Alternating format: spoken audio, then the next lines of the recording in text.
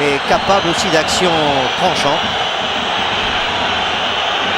Alors, Guiraud Safer veut effectuer un changement dans cette rencontre et va faire sortir Sibierski pour l'entrée en jeu d'un espoir du football français. Agbo, international des moins de 20 ans. En fait, du côté de Sibierski, c'est une déchirure musculaire. Il vient de dire à son kiné, ça a pété. En langage footballistique, je vous laisse traduire. En fait, son muscle a lâché. Et remplacé très vite parce qu'il y a danger de nouveau devant la cage de Charbonnier. Sur ce corner au deuxième poteau pour Laurent Blanc qui a encore mis sa tête. Oh, c'est incroyable, il a pris tous les ballons de la tête. Et pourtant, il y avait du bleu autour de lui. Et Agbo peut-être pour son premier ballon. Face à lui, Colter. Là, ça va faire un jeune supplémentaire dans cette équipe d'Auxerre où il y avait déjà 9 joueurs qui venaient du centre de formation sur les 15-16.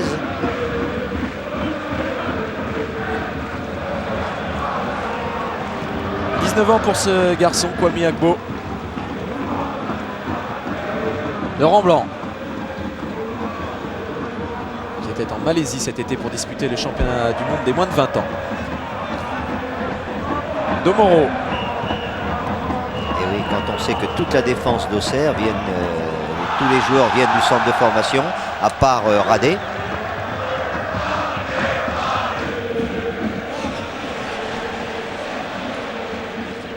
Cyril Jeunechamp devant Ludovic Azoar et le renvoi de Frédéric Danjou sur la Mouchi, mais un ballon vite récupéré par les Marseillais, par leur capitaine Laurent Blanc. Guy Varche avec Diomède, Guy Varche encore, et la bonne sortie de Jambet, ça profite à Makelele qui lance Jambet qui a poursuivi son effort, c'est bien fait, et il a fallu ce tacle de Radé pour interrompre cette offensive marseillaise. Malgré le score, tous les ballons sont disputés. Colter, on est là-bas pour Gravelaine. Dans la surface maintenant, Xavier Gravelaine qui est parvenu à centrer, mais ça n'a pas fonctionné. Le retour d'Agbo qui joue avec Rabat Rivoni. Lamouchi. Jeunechamp a tenté de lancer Denio. Et un Patrick Colter qui n'a pas commis une erreur dans ce match. Que ce soit au niveau du placement de ses interventions. C'est un monstre de régularité. Et ce depuis des années.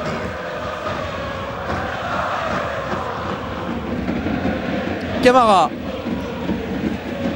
Oh, il est insaisissable, Titi Camara, ce soir. Il a pu glisser à Gravelaine. Serge Blanc qui s'essaye à son tour, c'est cadré. Et il a fallu l'intervention de Charbonnier.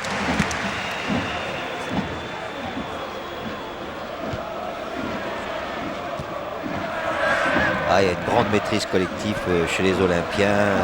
Aussi bien, il y a une solidité défensive. Et puis une confiance, parce que pour tenter des gestes comme ça, tout leur sourit. Une habileté à essayer de déséquilibrer les défenseurs adverses, et par des courses, par des passes, par des tirs. Il y a de très très belles séquences de jeu de la part des Marseillais. Denio. Ce ballon est sorti. C'est une muraille, Colter. Impossible de le passer ce soir. Impossible.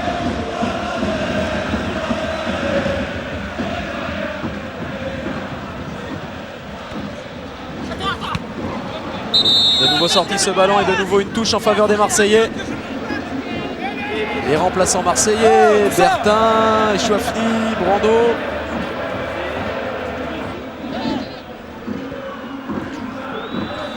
Oui, il y a une grande discussion entre Roland Courbis et Jacques Vainqueur-Chaveur. A priori, ils vont sûrement faire tourner leur effectif. Makelele avec Serge Blanc. Le renfort d'Amada Jambet lancé à toute allure et qui peut centrer Jambet. Quel effort là encore du défenseur marseillais. Tout se fait à 100 à l'heure. Et de l'autre côté aussi avec Lamouchi qui lance Guy Varche. Il faut redonner à Lamouchi. Il a préféré donner à Diomède, c'est pas terminé, la frappe de Diomède. C'est hors cadre, mais ça ajoute au spectacle et ce match qui devient somptueux. Oui, c'était une très belle action, très vive et en même temps en 3 passes de se trouver, de franchir 40 mètres et de se trouver en position de tir. Ah, le ballon, lui, il se fatigue pas. Domoro.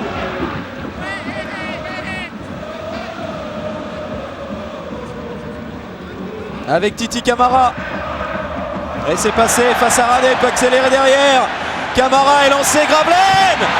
L'intervention de Charbonnier pour sauver son équipe d'un 4-0. Mais quelle action encore. Et à l'origine, un Camara d'une vivacité incroyable. Vivacité et de vitesse, parce qu'une fois qu'il est lancé, c'est un TGV, on ne réussit plus à le rattraper. Donc il y a dans cette équipe marseillaise une potentialité offensive fantastique quand on sait que Ravanelli ne joue pas aujourd'hui. Et tout ça s'exprime clairement aujourd'hui. Et donc on peut comprendre que cette équipe a de hautes ambitions. En tous les cas, il y a un coup de pompe du côté d'Éric Roy a priori. Il a demandé à sortir, donc je ne sais pas s'il est fatigué ou sa blessure s'est réveillée, mais il a demandé lui-même à sortir. Ah ben, il a eu peu d'entraînement, il n'a pas joué les derniers matchs. Et puis là, il faut suivre le rythme, parce que ça va vraiment à toute vitesse sur le terrain. Encore là, avec Gravelaine.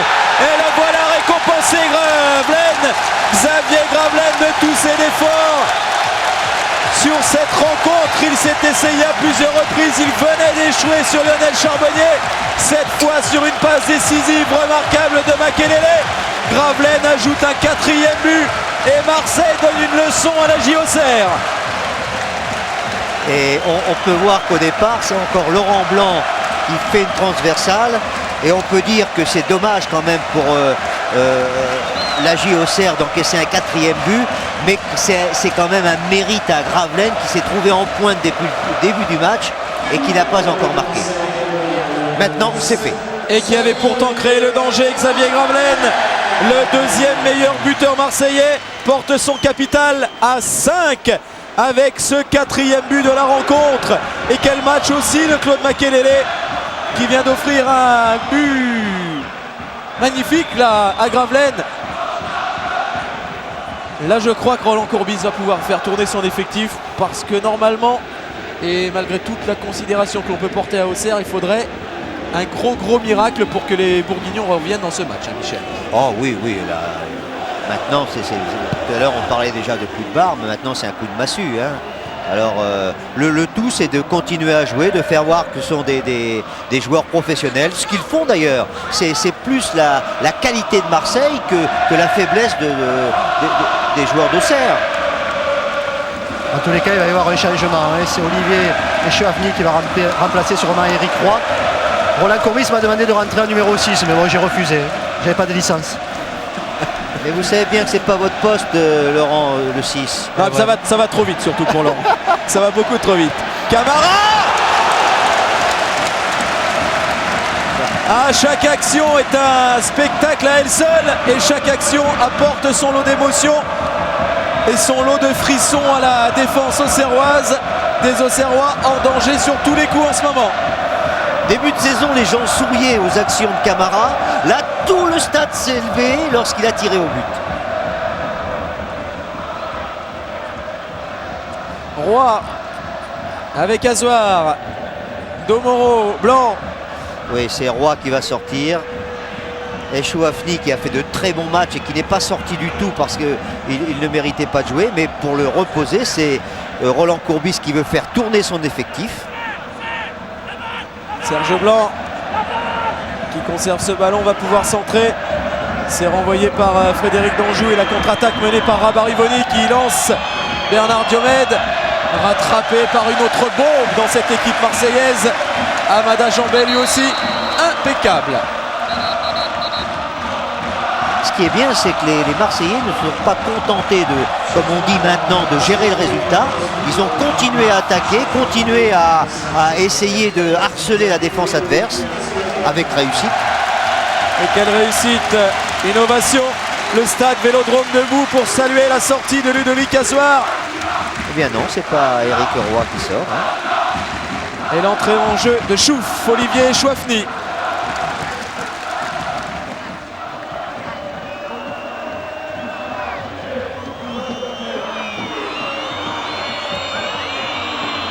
Agbo.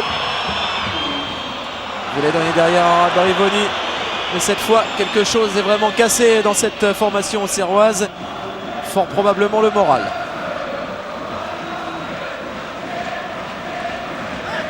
Christophe? Laurent? Ouais, je vais déranger encore Roland. Roland, ça ne vous dérange pas si à chaque but je viens vous déranger? Non. Par contre, je voudrais simplement vous demander, on a senti qu'Éric Roy était un peu fatigué. Et Ouais, vous avez... il va sortir dans 5 minutes. Et Chouafny remplace Azuar dans un premier temps et Roy dans un deuxième temps. Merci.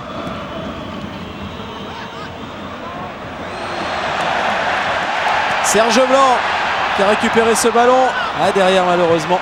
Il a poussé un petit peu trop et Frédéric Danjou a pu enrayer cette offensive. Serge Blanc est un joueur qu'on a pu voir aujourd'hui, il s'est mis en évidence et lui aussi avait besoin un petit peu de faire un match de ce niveau-là, parce qu'il n'avait pas toujours réussi depuis le début de saison. Donc ils sont tous un peu transcendés, un peu sublimés depuis quelques temps. On le dit, l'arrivée de ce gaucher de charme et de feu qui est Ravanelli, et puis comment on peut dire l'équilibre extraordinaire de Laurent Blanc qui est un livreur de rêve et il est en train de mettre l'Olympique de Marseille sur la trajectoire du titre de champion.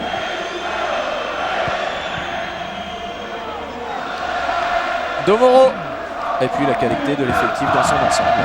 Oui, solide, expérimenté. Alors un effectif qui pourrait encore s'étoffer.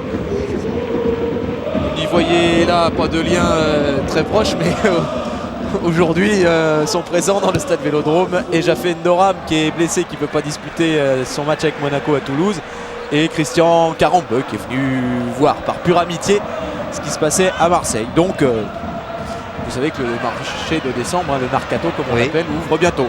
Oui, puis voilà. Comme ce sont deux joueurs qui ont des petits problèmes avec leur club, mais n'allons pas trop vite quand même. Hein.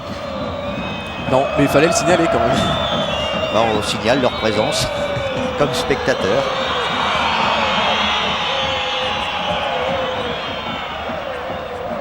Colter, Makelele. Il n'y a pas de hors-jeu et Makelele a joué intelligemment le coup. Il a trouvé Gravelaine. Le centre de Gravelaine, c'est pour Titi Camara, ça va être difficile.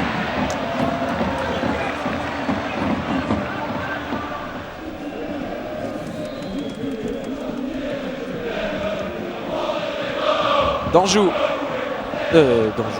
Degnaud, pardon, qui a donné à Danjou. Jeune Champ. Agbo. Bonne sortie d'Amada Jambé. Ça revient jusqu'à Agbo. Rabarivoni. Stéphane Guivarch joue avec Sabri Lamouchi.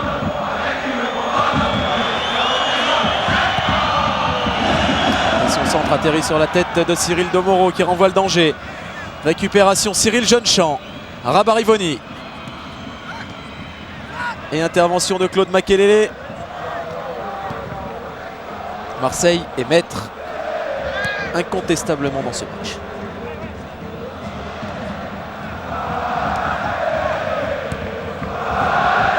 Et de nouveau, il y a une communion à Marseille avec le public là, qui réagit à toutes les actions, à toutes les bonnes choses. Et il y en a eu ce soir. Qu'est-ce que ça sera quand il y aura 45, 50 000 spectateurs? Ou 60 000. 60. Bah oui, on espère. Et Chouafny avec Laurent Blanc. Et le ballon toujours en jeu, ce qui ne permet pas à Roland Courbis d'effectuer son deuxième changement, c'est-à-dire l'entrée en jeu de Brando. Et là, vraisemblablement, en lieu et place d'Éric Roy. Pourtant, il est chaud, hein, Brando.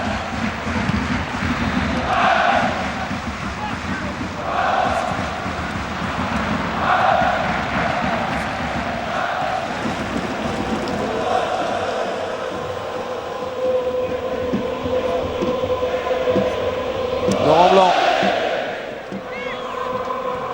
Avec Domoro, Laurent Blanc encore.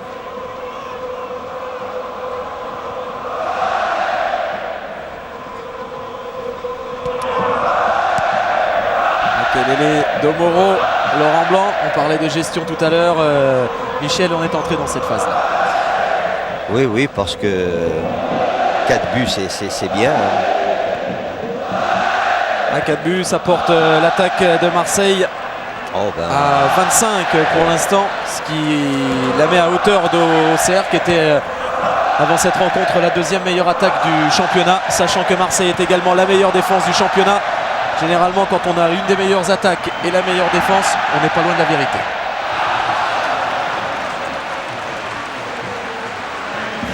Oui, on sent dans cette équipe qu'il y a le cocktail harmonieux de la réussite.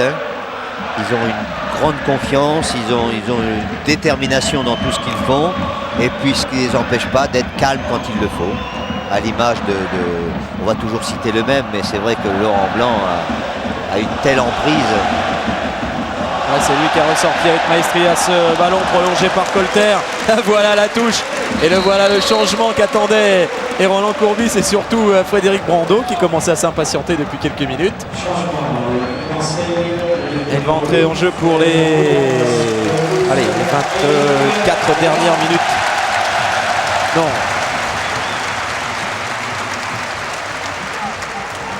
Oui, c'est ça, 23 minutes. On est presque au milieu de la deuxième mi-temps. Et le voilà qui touche sur le premier ballon. Brando. Donné à Gravelaine. Camara. Laurent Blanc. Il y a des matchs quelquefois où les joueurs hésitent à recevoir le ballon. Là, à l'Olympique de Marseille, le joueur qui ne reçoit pas le ballon a une toute petite colère à chaque fois. Il est frustré.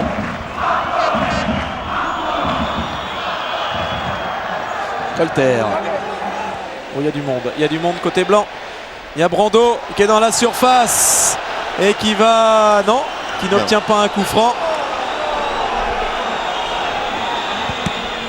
Vous ne pouvez pas obtenir de pénalty, ça c'est certain. Mais de coups francs, je pense qu'il y en avait.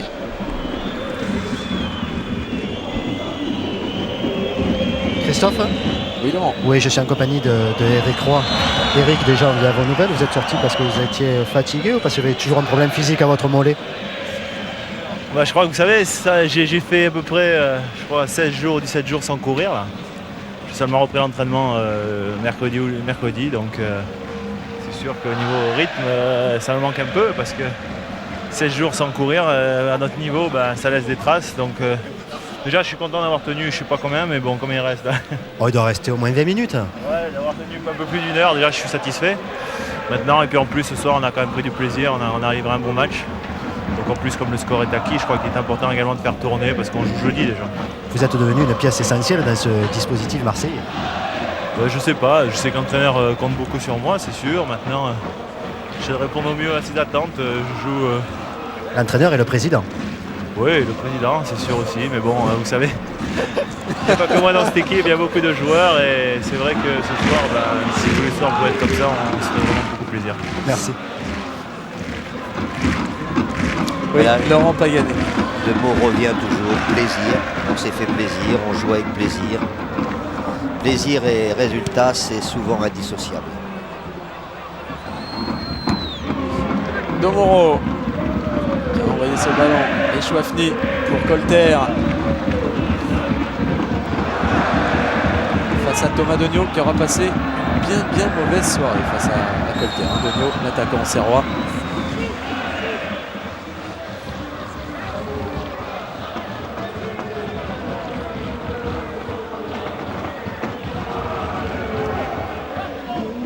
Camara. Pas sorti ce ballon.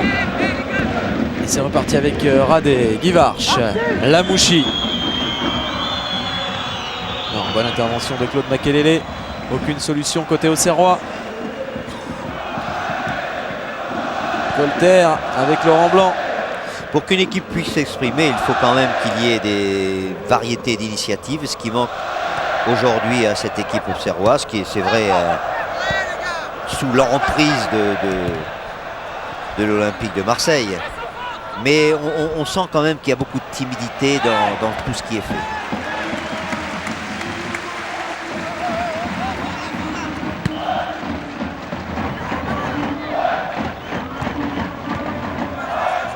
Serge Blanc qui a retrouvé une place de latéral, défenseur latéral parce que Jambet est monté aux avant-postes. Camara lui est toujours devant, Gravelaine aussi. Ah, qui a oublié le ballon en route, dommage. Il y avait encore un bon coup à jouer pour les Marseillais. Agbo avec Guy Varche et de nouveau la sortie d'un défenseur marseillais, en l'occurrence Cyril Domoro, qui a voulu s'appuyer sur Camara, qui a laissé à Xavier Gravelaine. Là, on essaie de s'amuser un petit peu dans l'attaque olympienne. Là. On essaie de faire des coups, c'est pas tellement de s'amuser parce que les Auxerrois ne méritent pas ce terme-là, mais on essaie des coups et des coups spectaculaires.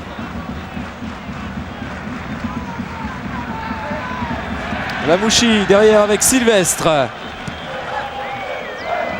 Guy Varche. A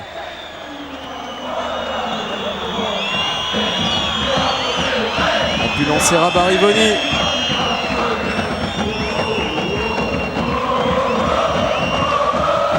Toujours en possession du ballon Rabat-Rivoni, mais serré de trop près selon Monsieur Duhamel par Serge Blanc. C'est donc un coup franc en faveur des Auxerrois. Il y avait déjà une petite faute et un coup sur la jambe de Rabat-Rivoni que l'arbitre n'avait pas sifflé.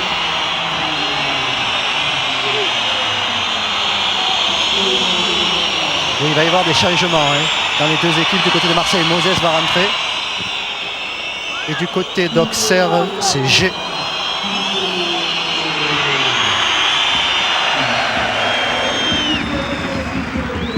Voilà, et on va procéder à ces changements maintenant.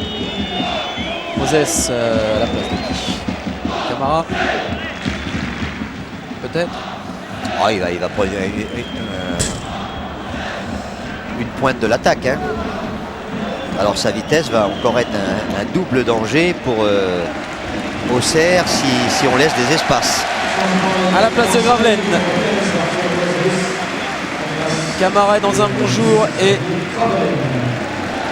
a regagné la confiance du public. Alors Roland Courbis ne veut pas lui enlever une miette de plaisir.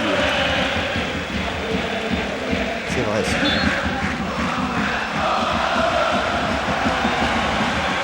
Lamouchi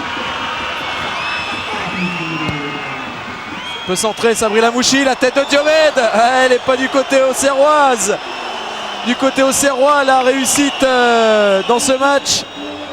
Regardez la tête de Diomède où elle atterrit sur la transversale. Oui, il n'a pas très bien frappé le ballon. Il a frappé le ballon avec le haut de la tête, donc on ne peut pas le diriger comme on le veut. S'il avait armé et frappé du front, je pense qu'il aurait eu plus de précision. Et du coup, François Lemasson qui n'a toujours pas pris de but sous le maillot de l'OM cette saison en compétition.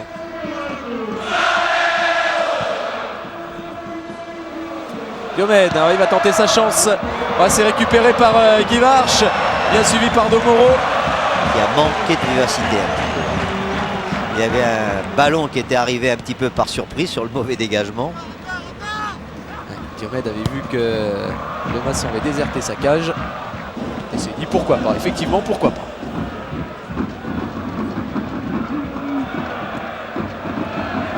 Laurent Blanc.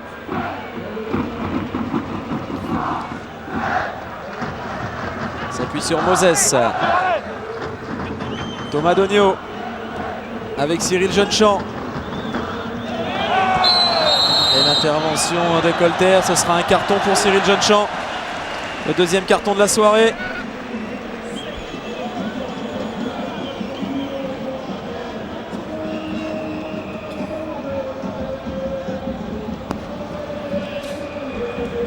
Eh oui. Normal.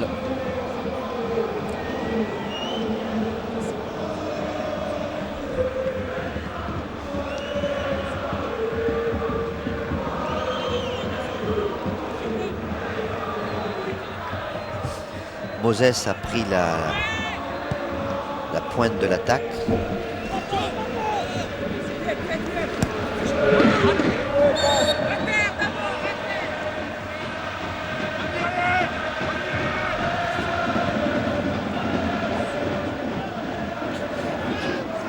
Coup franc en faveur des Auxerrois. Joué par Radé avec Danjou. Lamouchi. Danjou. pour Sabri Lamouchi. Auxerre gagne de la profondeur, mais le Maçon peut dégager son camp sans trop de problèmes. Et le premier ballon de Moses dans les airs, récupéré par Brando. Richouafny qui lance Arthur Moses. Ouais, il peut laisser à Brando qui va pouvoir centrer très certainement. Brando s'est renvoyé par la défense auxerroise, relayé par Thomas Degnaud qui est absolument seul. Et oui, il n'a pu aller très loin. Il y a un petit peu de désorganisation dans l'équipe d'Auxerre et ça se comprend d'ailleurs, hein, parce qu'on essaie de jouer des coups maintenant, on essaie d'aller vite et on perd le ballon, comme maintenant. Il y a un peu le même constat du côté de la part de Roland Courbis. Hein. Il a quand même demandé à son équipe de se resituer, de continuer à jouer pour sûrement préparer les prochains matchs. Ah, c'était pas mal parti là avec ce centre encore une fois de Makelele et un Titi Camara qui était déjà dans les airs pour reprendre ce ballon de volée. Diomède maintenant. Oh. Oui. Oh, Monsieur Duhamel ne siffle pas.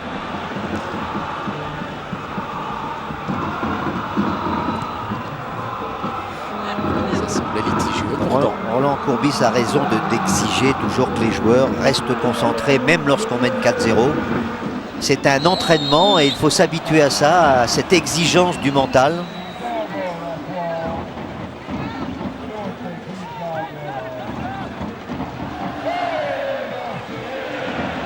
Jeune-Champ vient de passer Richouafny. Jeune-Champ tente de porter le danger aux avant-postes, mais il a buté sur Domoro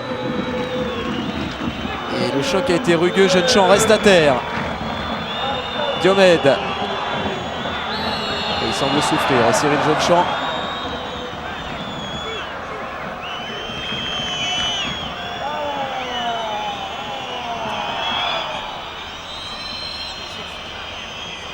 Ça c'est l'intervention de tout à l'heure. Oui, ça c'est sur la faute qui vient d'être sifflée. De Diomède, mais Jeune-Champ, c'est l'occasion. C'est sur l'action précédente qu'il s'est fait mal, qu'il est allé buter sur Cyril Domoro.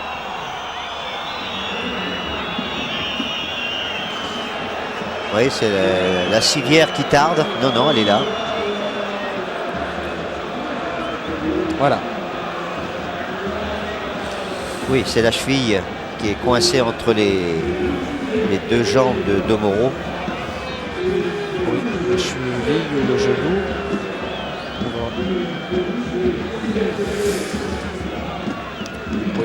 Oui. Ça ne semble pas très bon là en ce qui concerne Cyril Jeune-Champ. Oh, c'est le genou qui se tient. Oui, Cyril Jeune-Champ, genou droit. j'ai un petit peu peur.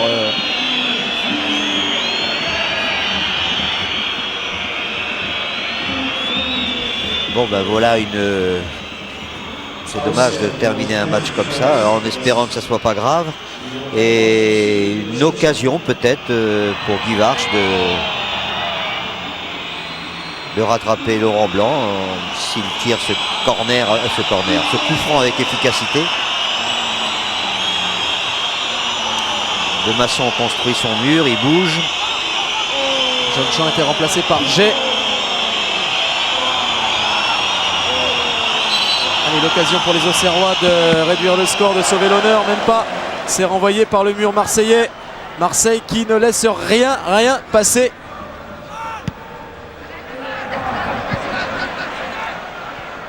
Sylvestre.